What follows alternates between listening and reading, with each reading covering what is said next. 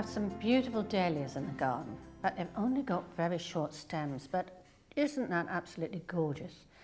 So I decided to do a design, which is a tapestry design, which only needs flowers with short stems. You need a low bowl, some floral foam, and a mixture of plant material that you can easily find. In order to provide a secure mechanic, I'm going to use what is called a frog. This is a giant frog, but a small one would also work, in conjunction with a piece of floral fix.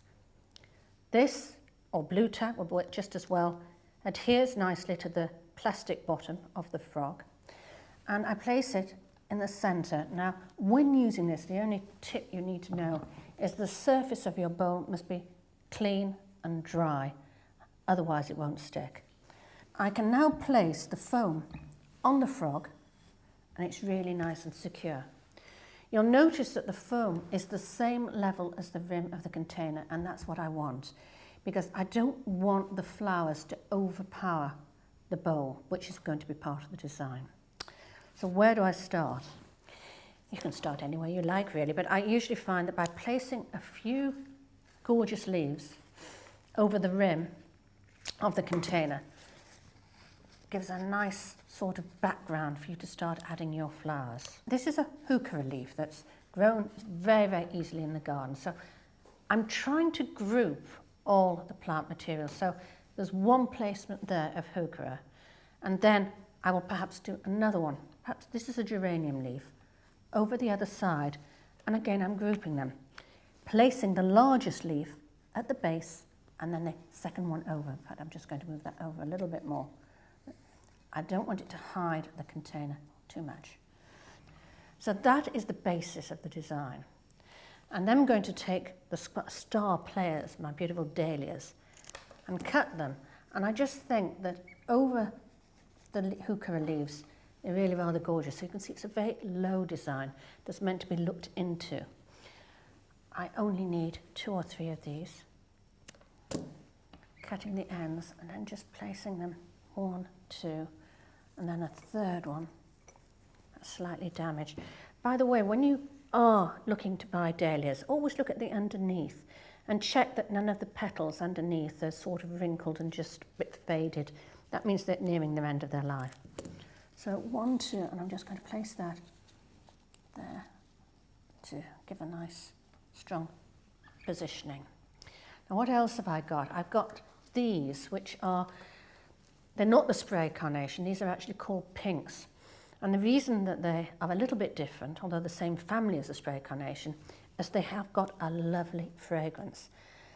The stems of carnations are never the most attractive feature of a flower, but when you take that lovely little head and that colour form and texture, you can see that they really are worth using in design work.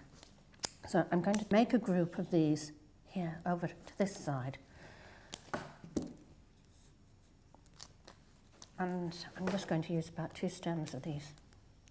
Not too long, but packed relatively close together, trying to get space by laying them at different heights. 1, 2, 3. If there's a bud there, I prefer to use the flowers singly rather than together. Not coming down too much. Just resting. There's one peeping through there before I put in too many. You just leave it like that for the moment. Now, here I've got something that grows so well in the garden. This is an allium, and the allium are part of the onion family. So sometimes they will smell a little bit of onion, but you soon get used to it. And I'm going to use the contrasting texture and a slightly darker tone to make a third placement. Has a little bit like that in between the two, placing them through. 1, 2, 3. Just making a wider statement there. This is really using very strong hot colours. Now what else do I have? I've got some hypericum, which is a green berry that you can either purchase or grow in the garden. And for textural contrast, I think it would be better this side against the alliums. The smooth texture against the rougher texture. Again, making a group of nice little berries, perhaps 5 stems. The one you grow in the garden, if it's an old-fashioned variety, tends to have brown berries. But new varieties produce yellow, red, orange, lemon. It's a very versatile plant. And then my last placement, I'm going to use what I use so often in this time of the year, is the lime green Alchemilla mollis, and to take a line through of colour.